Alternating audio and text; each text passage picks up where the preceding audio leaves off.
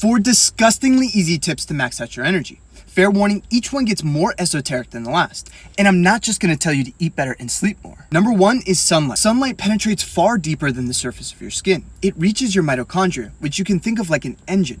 Inside of this engine is an enzyme called cytochrome C oxidase, which you can think of like a governor. This governor limits how much energy this engine can generate, but it can absorb sunlight, specifically near infrared light. And when it does, the engine upregulates and more energy is produced. So get sunlight on your skin and in your eyes, especially in the morning. That's when this red light is most abundant. Number 2 is breathing. You're probably thinking, duh, I already know how to breathe. But do you? Most people breathe too much and it can zap their energy. There's 2 pieces to this puzzle that I'll point out. The first is your nervous system is directly influenced by your respiratory rate.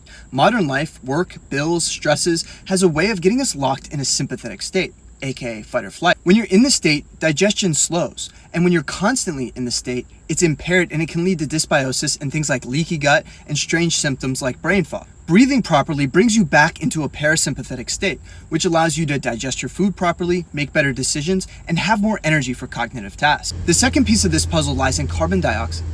Oxygen is required for ATP production, but it's CO2 that has a strong influence over how much oxygen actually ends up in our cells. CO2 influences how much oxygen hemoglobin releases, and thus how much oxygen ends up in our cells for ATP production. Overbreathing leads to less CO2 and therefore less oxygen available for our cells. Moral of the story, breathe slower, lighter, and into your diaphragm. Especially try to take a few deep breaths before you eat. This can make a big difference in how much energy you have throughout the day. Number 3 is mind control. I promised you an esoteric one. Every thought that you have requires ATP and consumes energy. So every unrealized plan, goal you never acted towards, and negative thought that you have is stealing your energy. To go a layer deeper, think about the night before Christmas as a little kid. You had so much excitement in your body that you couldn't even sleep. The energy just kept you awake. Now think about something depressing. Notice how that affects your body? You can literally think your way into high energy.